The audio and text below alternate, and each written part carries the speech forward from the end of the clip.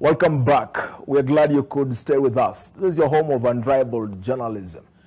The attention of our investigations unit has been drawn to extremism within the Seventh-day Adventist Church. We have learned, of course, with concern, that a little-known splinter group of the SDA has abandoned formal schooling and certain foods, terming them ungodly and worldly. This episode, Holy Betrayal, which we now title Seventh-day Extremism, follows the story of how one man's case may be a smokescreen to a more deadly and demanding tragedy.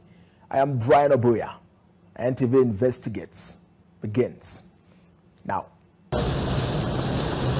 Mid last year, we spent about 3 weeks in Kilifi County digging the story of Good News International Church. The church leader, Paul Mackenzie, had thrust the entire county and country into global headlines after it emerged that his followers had been convinced to die by starvation, that the world was coming to an end. A final duel between God and Satan had been set for April 15, 2 months earlier. Mackenzie had told his followers that after that big battle, Satan was going to rule the world for 10,000 years. So, it was better to fast and die than live in a world controlled by Lucifer. And with that, over 400 bodies of parishioners have so far been retrieved in a shameful exercise which the government has since gone silent about. 600 people are missing and families hope they won't have to bury their dead. Before then, there had been nothing like Shakahola. Well, many preachers, some of them would like to be called prophets, had lied many times that the world was coming to an end.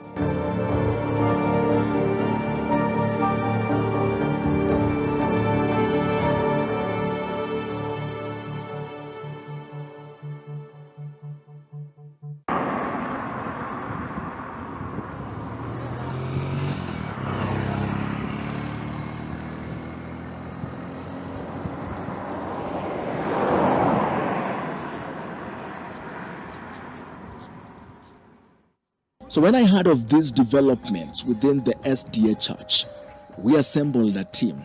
We went down to Rongo, Migori County to follow up this story. You see, Nyanza region is predominantly an Adventist region. SDA churches dotting every little space left.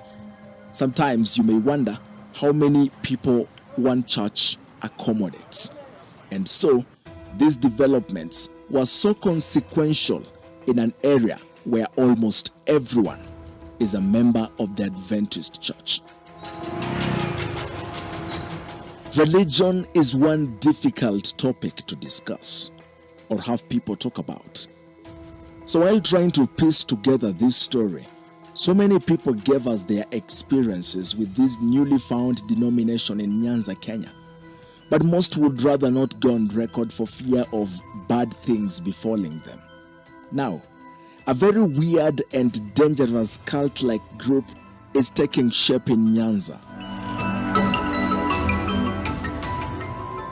My daughter telling me about the type of stuff my son is watching, that it's bad, at 13 years old. This is the story of Tom Michael Midamba. Midamba is a Mombasa-based engineer. His wife, who apparently in police statements and all of a sudden refers to him as just a friend, is a teacher at Kanga School, a head of department who, over the last 6 years, has taught students to unimaginable academic success. I have part of my family in Rongo. We have 2 kids.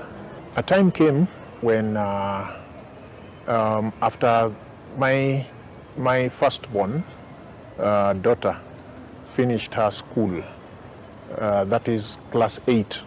After doing her exam in around October, end of October, she went to a town without my permission, of course, I only came to realize from a phone contact that she's not with the mother after doing class 8. So she went to a town called Narok, and she went with a lady called Pauline Obo. Pauline Obo was a missionary of sorts who had attended a church where Midamba and the family worshipped. Midamba's wife and Pauline's friendship grew stronger to the extent that she started to stay in their Rongo home. My daughter is the one who called me that, "Daddy, do you know where I am?" That is in the month of November. "I don't know. I'm in Narok." "Okay, what are you doing in Narok?" The curiosity started building. So she told me she's with Mommy's friend called Pauline Obo. "Okay, so what are you doing in Narok with her? Was Mommy aware that you are leaving and going with her?" I said, "Yes." Mommy was aware. So the next question was, "What are you doing in Narok with her?" That we are on a mission. "Which type of mission?" That we are being taught about missionary work, so that when I grow up, I am supposed to take this as my main career in life. I said, "Missionary work." "Okay, so what are you doing in that missionary work?" "Oh, we are being taught Bible and other things like eating, the type of foods you're supposed to eat. And of course, she's the one who teaches us and other children." Okay, fine. "So how long are you going to be in Narok?" "I don't know, maybe for second week or third week, but I don't know." My wife called me the following day. I told her, "My daughter told me about where she is, and I would like you to confirm if she's in Narok with your friend called Pauline." I said, "Yes." "So why did you release this child without my consent, or even sharing with me, or even telling me something, or suggesting to me that this child is supposed to travel?" "No, I was going to tell you about this. But fine, now you've known, that may not be the main issue.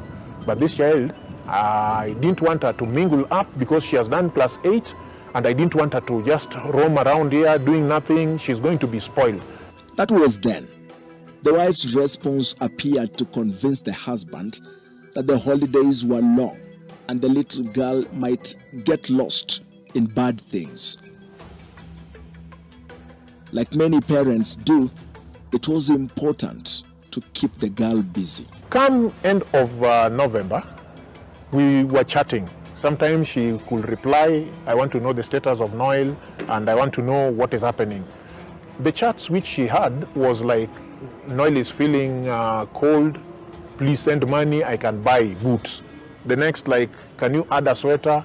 The next was like, Noel is supposed to be going for, those are the chats on WhatsApp. Noel is supposed to go for a VBS, that is Vacation Bible School. Can you pay for it? So after this Narok thing, you're telling me that she's supposed to go to Vacation Bible School. I said, "Okay, fine, I'll pay for that Vacation Bible School, but where will it be and when?" She could not clarify that. She told me that it's in December. Now, end of November, come a time when my daughter is supposed to be back.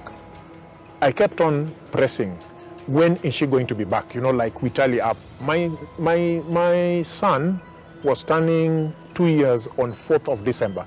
So I said, "I'm not coming in end of November. I want us to tally the birthday so that we can celebrate his second birthday."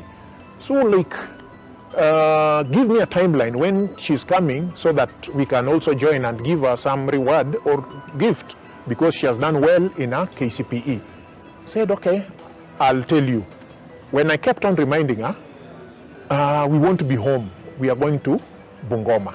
"Okay, so Bungoma to do what?" "No, I'm going to visit a friend." "So you're not coming to Mombasa over the holidays to visit?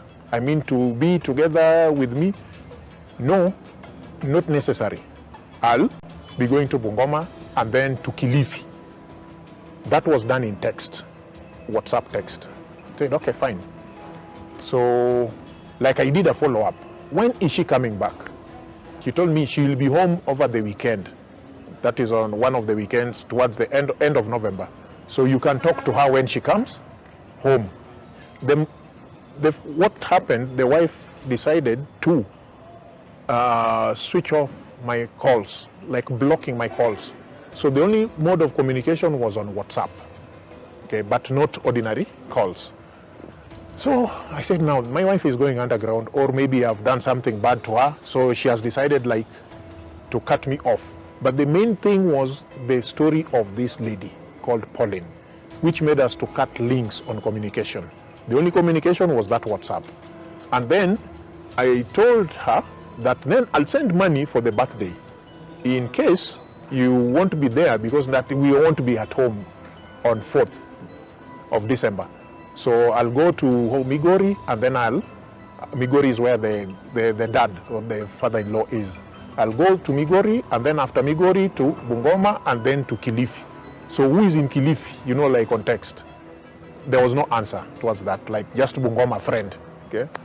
So what I did, she asked me about the money for the birthday. I had sent that money, or that is through M-Pesa. Okay, I have the records for that. After that, I kept on, like 4th came in. What are the preparation? Can you give me the pictures of those kids? She went mum on that. I could not see the pictures. You know, as usual, like when you are far, you expect your family to take pictures, photos, and then send you. There was nothing. She kept off from that story. The only thing she could ask me, I want a rent. They've asked for the rent, that rent for Rongo. I decided to send that money. The next thing was, I want you to help me file the wealth declaration for the teachers. You know, it's the civil servants. It's always after every 2 years. So time had come. Text me and told me, no, Mapema is the best. Please file for me. Just like in Said Mohammed's Utengano, when Bwana Maksudi's household comes down tumbling, the divorce with his wife, and the scattering of his children, Musa and Maimuna, this was the beginning of a stormy split inside Midamba's home. But the worst was yet to come. Okay, I'm doing what you want.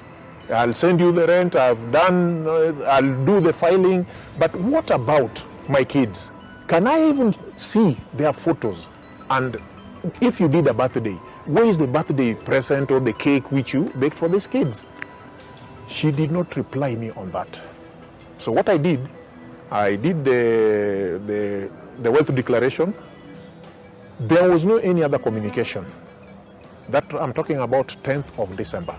She decided now to put me off, including the questions in WhatsApp. Blue ticking, but no answering. How is Noel? How is Jess? Blue ticking, no answering. So I decided, okay, fine. If this is what she wants to do, if this is the trend, let me also now relax. This child will need money to go to Form 1. I know she will call me. The rent will be needed. She will call me. There's no need of pestering her. So I decided now to keep off. But the Mombasa-based engineer was not called, not for the rent and not for school fees. There was no communication between him and the wife. These were troubling happenings, and according to Midamba, he had to leave Mombasa for Rongo. It came on to be tricky, more trickier than I thought. I kept on pressing the family, find out what is happening, because me, I was in Mombasa and it's far. Now I decided now, if I cannot get the right information, now I even now talked to the dad. The second week, I don't know where my child is after the reporting of Form 1. I have to travel. So I came to Rongo on 29th of January, that is 2024. Before I came, I called my neighbor just to confirm if she's around and the kids are still missing. They told me the kids are still missing, the kids are not there. Of course, you cannot hide a small kid. This is a kid who normally walks around the compound and doing everything. So I said, okay, fine, let me come. So I alerted even my father-in-law that I'm coming. When I came, I arrived in the morning. I went to the children's department because now it seems my kids are missing. So what I did, I went to the children's department in Rongo and asked for a direction. They told me you have to go and register an OB and then you come back to the children's department so that we can give you a letter to take to your wife. So what I did, I went and registered an OB at Rongo, Kamagambo. It's called Kamagambo Police Station. Okay, it's in Rongo. The OB number 19/29/01/2024. 2 missing kids was the title of that OB. It was that police report and a subsequent social media campaign that drew the attention of this investigations unit to this wave of improved Seventh-day Adventist teachings. A joint police investigation between the DCI Rongo at Kamagambo Police Station and their counterparts at Bungoma Police Station began. For about 4 days, assisted with phone data analysis, Tom Midamba and DCI officer Joseph Payani in Bungoma painstakingly walked door to door, half of Bungoma town's rental apartments, looking for his children and wife. The investigation had shown that the teacher, 2 women and 3 children had rented a house in Bungoma town. On the morning before police could smoke them out, they left. The landlady. And I told her, the people we are looking for, the person we are looking for has some link in Rongo. Was she staying with anybody? Yeah, there were 3 kids in that house. Okay, if I show you the kids, the pictures of the kids, will you identify? Yes. I gave her the first picture of my daughter, Noel. She recognized, yes, I know this lady, this girl. In fact, today I didn't go to work, and yesterday I was with this girl here.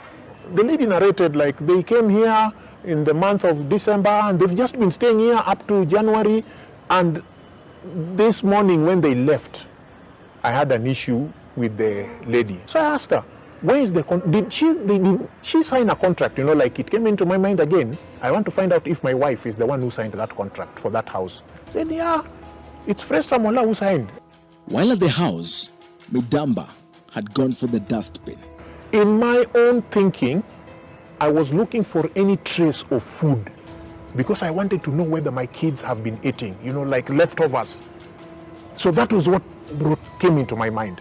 I failed to find that. I only saw the Pampers, and then I found a booklet written the name of my daughter, Noreen Noel.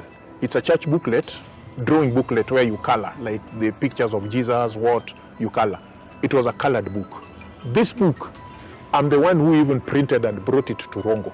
So they traveled with it to Bungoma. So that was a very good sign that these people must have been staying here. Police had established that Midamba's wife, a teacher at Kanga School, 2 other women, Frastro Mola and Pauline Obo, were on and off the mobile networks. But they were finally traced in Eldoret and later Narok. Once or twice making trips between these 2 places, reportedly after the heart of God. For over 1 month, the teacher did not report to school. It may never be known what really went through the mind of the senior teacher, but when she walked out of this gate, sometime at the beginning of January this year, she never reported back. Now that disappearance appears to be opening up a whole case about one of the strangest cases of religious extremism here in Rongo, Migori.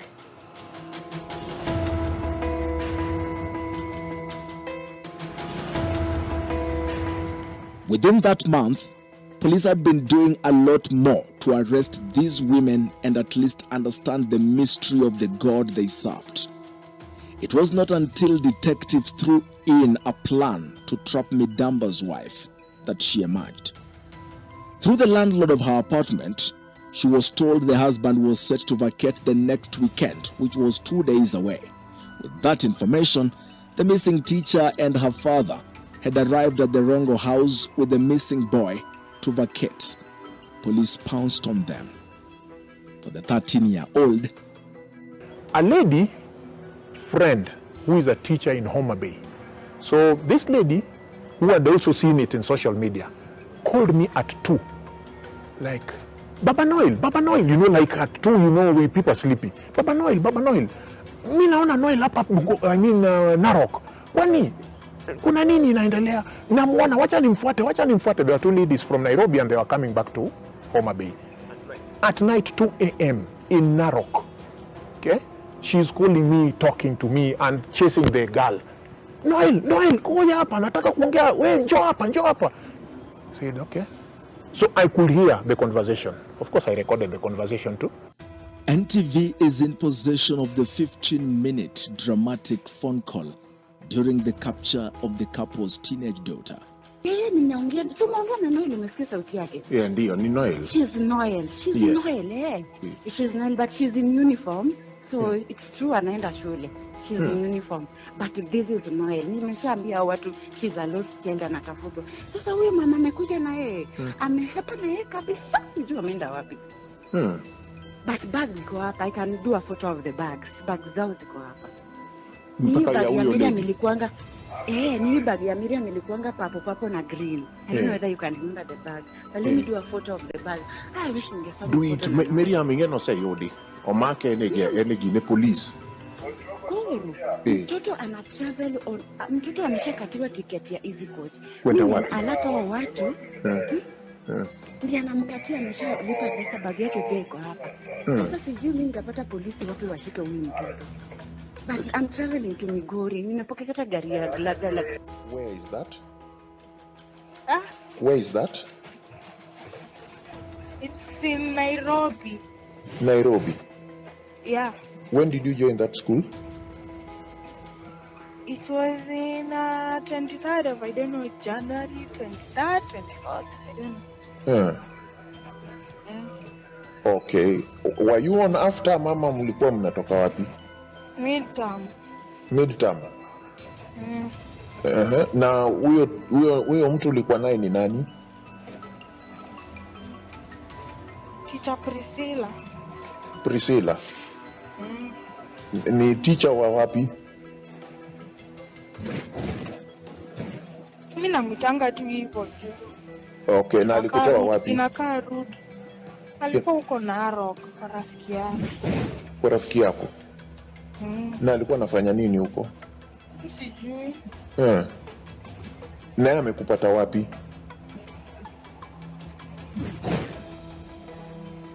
Si amenipata tu. Na ulitoka Nairobi lini?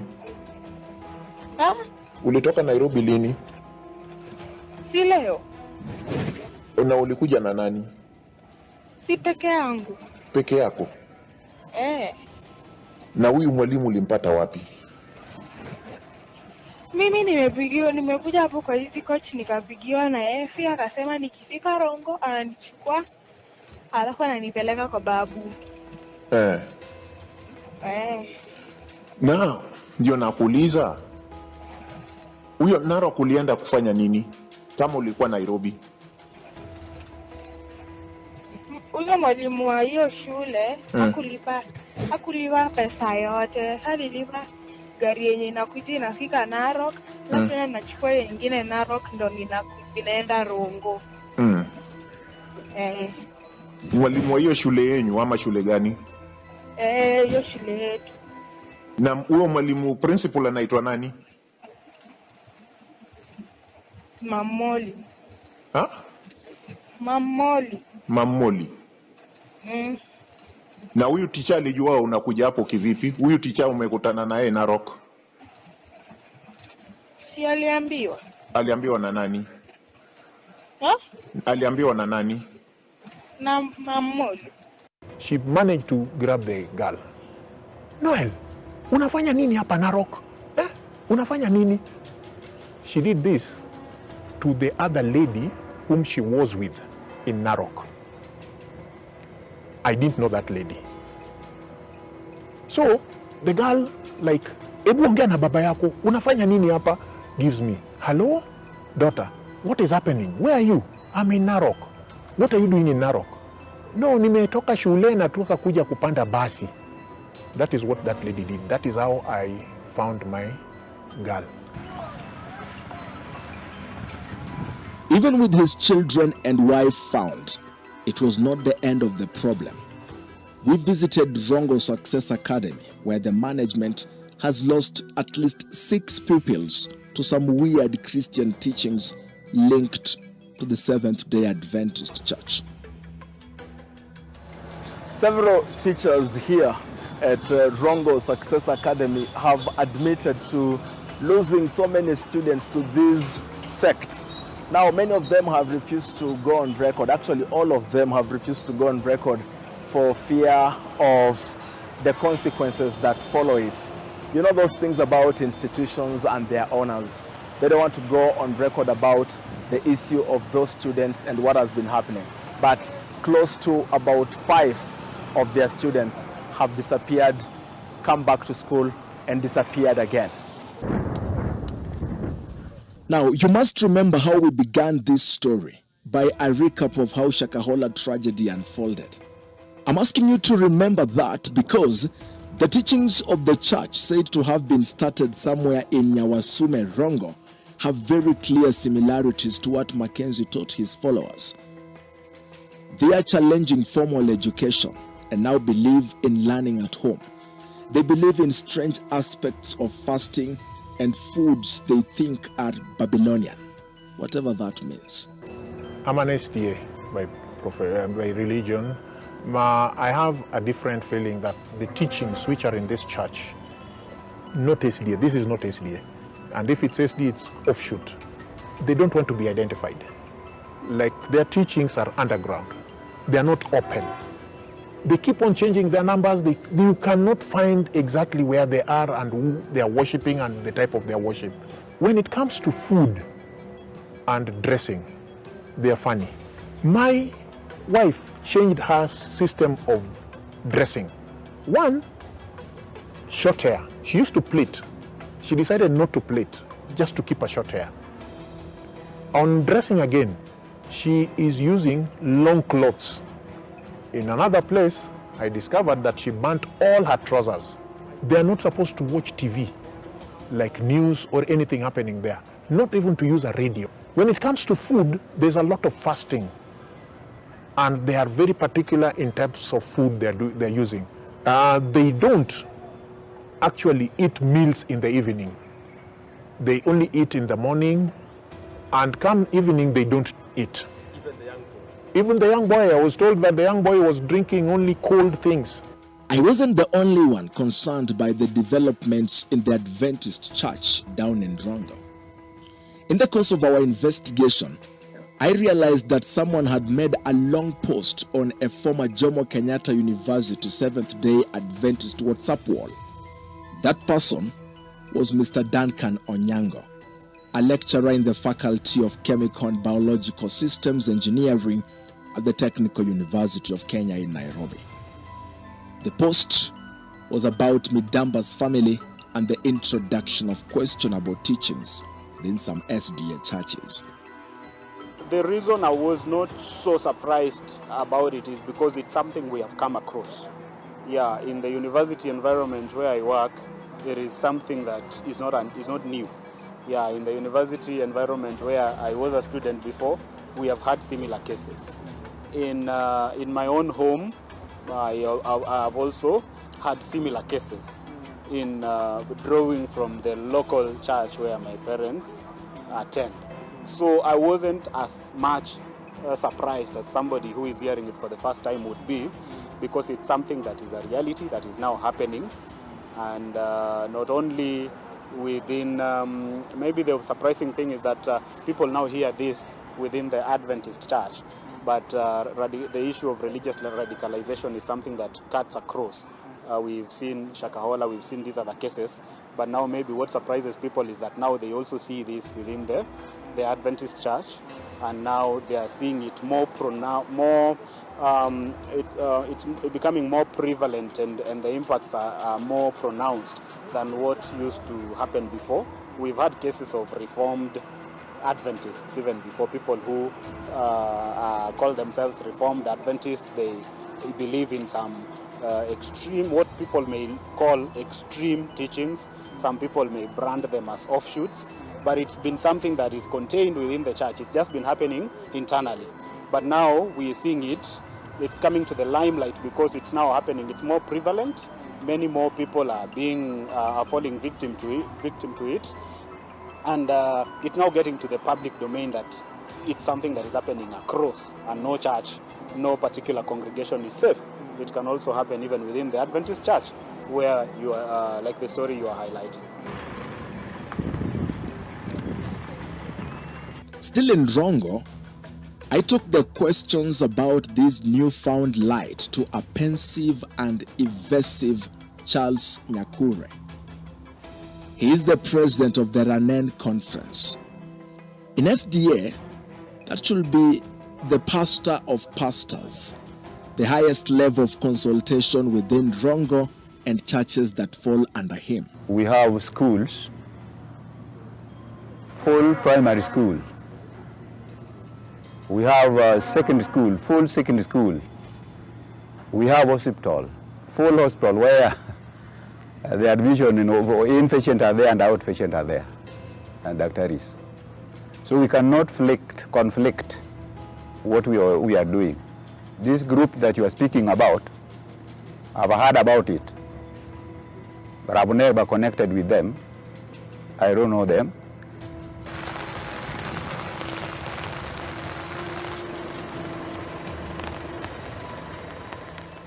Back at Kanga School, the entire establishment is shocked at the turn of events. What would make a celebrated teacher, trained to the highest levels of professionalism, acclaimed and praised in the entire education region, and one who has quickly risen up the ranks to become who she is, abandon work, and lead a life of a certain unknown God? Why my wife dropped, just decided to abstain duty because she's going to be a missionary. To me, that was a very strange thing. This is where an earning, even if you didn't like me, we've separated or whatever you call it, you are blocking me. But why do you desert duty that you are going to be a missionary? Honestly, how are you going to do your own upkeep? Who's going to supply you with the money? How are you going to feed these kids? To me, that was a strange thing. So deserting duty and then camouflaging, you will not see me, you will not find me. And then blocking even friends, leave alone me as a person or as a husband. She blocked most of her friends from WhatsApp and calls so that you could not find her. To me, that was strange. So this thing is more than, it looks like devilish. Above it, the families who have broken because of this type of teachings. And then you don't walk openly, like you only use at night, evenings, and early mornings. So to me, that is something strange. My wife has been a very dedicated teacher. She's sharp. She was a head of a section. She knew what she was doing. And she's gifted, by the way. Sports lady, in teaching, she is a bright lady. And I was proud of her. But now, how this lady came and stayed with her and brainwashed her until she left her profession, it's a mystery to me. We do our worshiping in churches, in public, and there are churches that are well built, well furnished. Yes, we fast and we have our days of fasting. Normally, it's stipulated in the calendar of events, and we plan for it when we are fasting. Fasting is biblical. When you go through the Bible, it's there, it's presented, but as a church, we organize the way we fast. Yeah. And at this point, we had established that Frostro Mola, one of the three ladies who had rented the house in Bungoma, had just graduated from a college in Meru, having studied medical engineering. The father who spoke to our investigations unit and who is also a church leader within the SDA says the girl has since refused to pick her documents, certificates from the school. In fact, she did not go for the graduation itself. The father goes on to say that the daughter wants nothing to do with formal employment or education. She's on the run. The father hasn't set his eyes on her since. I love Jesus because we first. This is not the first time trouble is brewing in the Seventh-day Adventist Church. Not so many years ago, and that should be around 2016-2017, the Jomo Kenyatta University's Seventh-day Adventist Church famously referred to as Kusda, was thrust in undertones of religious talks for their controversial teachings. So strong was the conviction at the Jomo Kenyatta University that so many students dropped out of university to follow their God. Years earlier, and why this interview with Dr. Onyango is very important, is that he was a member of Kusda at that time. Yes, what happened in Kusda, which you have also cited, is that yes, there were just cases of people coming in, religious teachers coming in, and drawing the attention of our students to certain controversial subjects of beliefs and doctrines, and it went extreme. A good number of them dropped out of school from their university programs they were doing at 4th year, 5th year. While the wave has been silent, it is yet not clear if those radical teachings stopped within the university setting. Duncan believes they have been mutating from one thing to another, one teaching to the next, one facilitator to another. These things have been happening even during my time. I was in JKUAT between 2008 and 2013 majorly, but even during that time there were always some teachings. There were always some what they call new light that will always come in at a given stage in time. Another section of the SDA had formed a campaign teaching about the devil and products attributed to the creature with horns. This largely gave birth to the misconstrued numbers 666 on barcodes. They would read out they were even taught, they went to the extent of teaching them how to identify such products from the product barcodes. Yeah, you know, these products have those barcodes. People who have gone, who know what those barcodes mean, know how to interpret them. But to them, there is a way they would read out those barcodes and read out the numbers, and then they are able to tell you that this product is good, this product is bad. It was at that point when I realized that there is some strange thing that is happening. There must be, these people are feeding on some strange teachings. There has been real concern about the emergence of these SDA offshoots, especially in universities, so much so that on March 31st, 2024, that is about 7 days before this broadcast, Adventist chaplain at Baraton University of Eastern Africa, Professor Ray Kesses, had this to say in his 32-minute sermon at the university. Somebody starts a business of selling herbs, and then he realizes these herbs will not sell very well until you add God in the business. So you know, God said we go back to Eden. When you go to the hospital, it's not the will of God. And children are tossed back and forth. In this country, students have walked out of universities just before graduating to join a movement called medical missionaries, claiming to read writings of Ellen G. White, and they are far from anything that Adventism stands for. Adventism is their market, not their church. And we have lost people dead because of that. Be no longer infants who are easily conned by all sorts of glamorous teachings.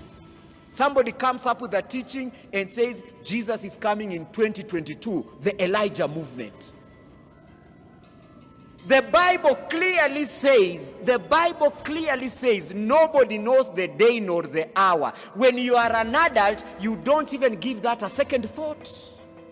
But too many children buying into things, joining small silent movements inside the church. The remnant within the remnant, the church within the church. That we are all in church, but we are in a holier church than others.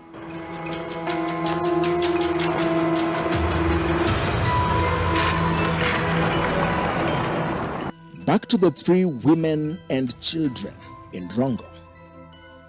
The latest, as per Thursday, April 4th, 2 days before this broadcast, is that the couple's daughter has been enrolled at a government rescue center in Kisii by the Rongo Police Station Children's Office. The mother and father have been barred from visiting the girl to ensure full psychological recovery. The 13-year-old girl has confided in officials at the center that the new formation of the SDA taught them not to go to hospital. They should not take milk and food prepared by certain cooking oils. And then there will be no taking of meat completely. Imagine that. A bright girl who scored 353 marks out of the possible 500 marks in last year's KCPE is being counseled on the importance of school. The couple's younger child, 2-year-old son, is still with the mother in Rongo.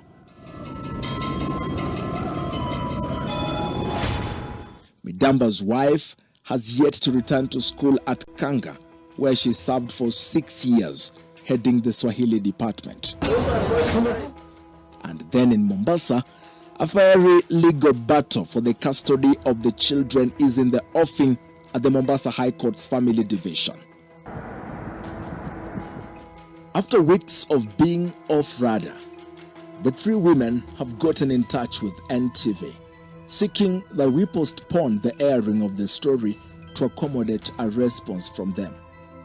We made an undertaking to do everything possible to interview them between Friday and Sunday, either online, on phone, or in person. But they declined, arguing that it wasn't the right time. With that, we were not guaranteed that they will be available at any other time. If anything, they couldn't even share their location. So why would you think you are involved? I think my friend called me, Miriam, and you talked to him, you talked to her, and you told her to talk to me concerning the issue. Yes. Yes, she was yet to get back to me about your response, but I'm glad she told you about it. Yes, she already told me about it. And that was earlier this morning, right? So was that interview over the phone? Was it to be over the phone? I gave her the 3 options we had to have the interview. Okay. I told her we could come to wherever you guys are. But we are not at the same place. No problem. That one you can leave it to us. We can come to where you are and record the interview.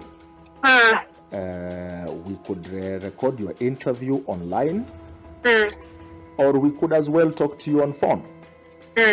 Those 3 options, whichever is convenient with you. Okay. Yes.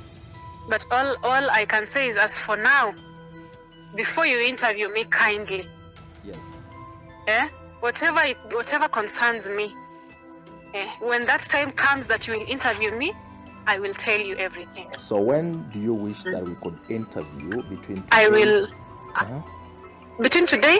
Okay, just proceed. When do you think we could interview? When I am ready, I will tell you the convenient time. When you are ready to be interviewed. Yes. But we promise to run their version of the story when, according to them, the time will be right. They have all denied being in an offshoot of the Adventist Church, but not answered any specific question about the happenings in Rongo. Apart from a 1.5-hour long phone call denouncing everything that her now disputed husband said, Midamba's alleged wife has claimed that this is a marital problem between the duo and not a religious one. But she has not responded to the question of deserting duty for over 2 months. She also sent a message accusing us of being in cahoots with her alleged husband to fight her, further turning down our interview request by claiming she is not ready to be hurriedly interviewed. On the question of being in Bungoma, Midamba's alleged wife claimed that she had gone there with her daughter alone for a vacation. Minus the power and leadership wrangles, Seventh-day Adventist Church remains among the top churches in Kenya. But with the latest formations within it, can the Sabbath folks overcome the tragedy associated with the radical religious teachings? Good evening.